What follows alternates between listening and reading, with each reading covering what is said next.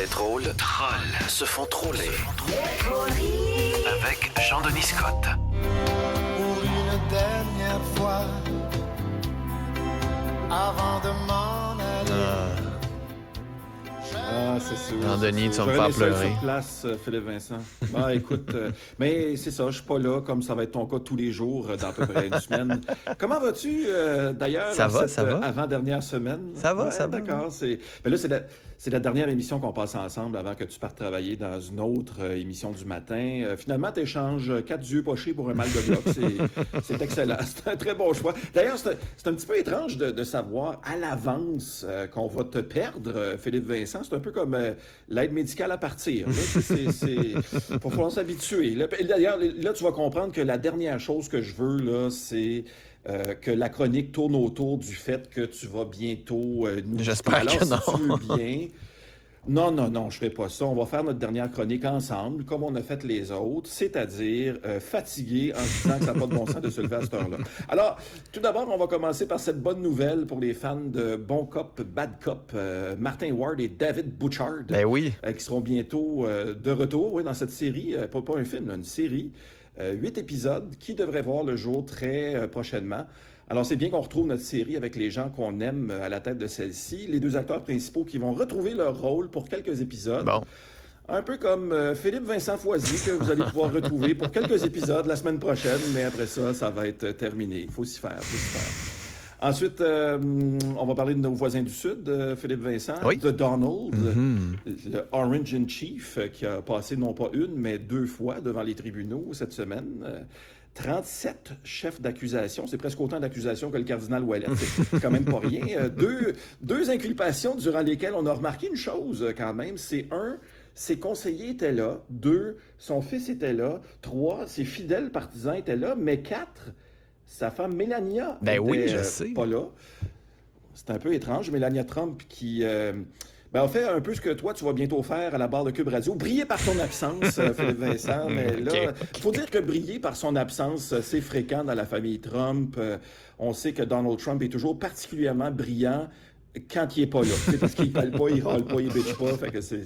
D'ailleurs, cette semaine, Normand Lester nous rapportait que si Trump est élu, il pourrait régler tous ses problèmes légaux en se pardonnant lui-même. Ben oui. C'est sûr que ce serait peut-être le fun que son entourage lui explique c'est quoi la définition du mot pardonner. C'est peut-être pas dans son vocabulaire habituel. Pourtant, ils sont plusieurs à dire que les gestes qu'il a commis sont complètement impardonnables.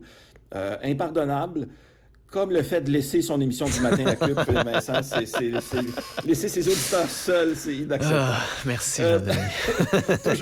toujours chez nos voisins du Sud, il y a une catastrophe qui a été évitée de près, apparemment, le soir de la conquête de la Coupe Stanley par les Golden Knights de Vegas mardi. La police a appréhendé un individu qui a menacé de commettre un acte d'éclat quelques heures avant le dernier match de la finale.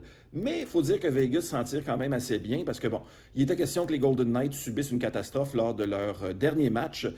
Alors que le Canadien de Montréal subissait une catastrophe tous les soirs de la saison régulière, tous les matchs. Fait que finalement, c'est pas si mal. On a su d'ailleurs pourquoi l'homme en question prévoyait ce coup d'éclat-là. C'était pour dénoncer la disparition de Philippe Vincent Foisy de l'émission du matin à Cube. En tout cas, c'est ce que tu as entendu. M'ont appris. Oui, c'est ça, exactement. Et là, si tu veux bien, on va rester au hockey parce qu'on apprenait aussi cette semaine que le nouveau propriétaire des Sénateurs d'Ottawa, Michael Andlauer, est assurément intéressé à voir Patrick Roy diriger son équipe. Et Patrick Roy à la tête des Sens, ce serait parfait en réalité. Parce que, après tout, pour diriger les Sens, ça prend un gars qui sait c'est quoi perdre 11-1. Il est quand même assez habitué à ça.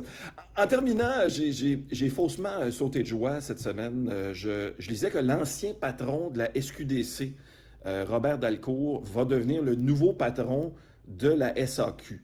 Et moi, j'avais lu qu'il deviendrait le nouveau patron de la SAAQ. Alors, j'étais un petit peu déçu. Ça aurait été parfait qu'un gars habitué aux potes dirige la Société de l'assurance automobile du Québec parce qu'on se demande vraiment si le monde là-bas est sur quelque chose. T'sais. Tout le monde aurait été plus calme dans les lignes d'attente. Là.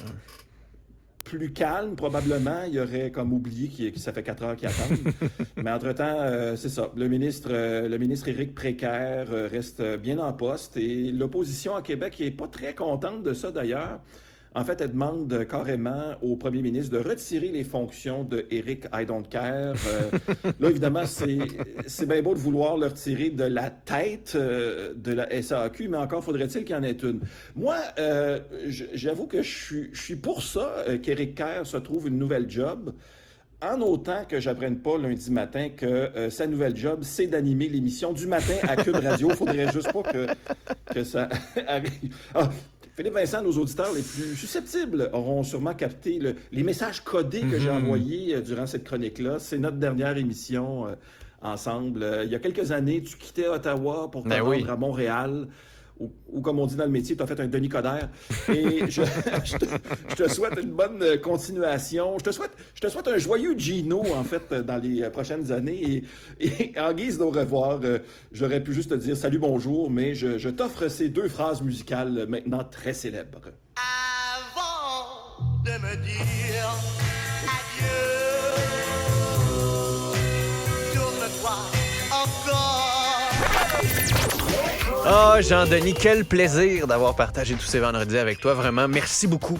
Ça faisait du bien de terminer la semaine avec le sourire. On te retrouve cet été.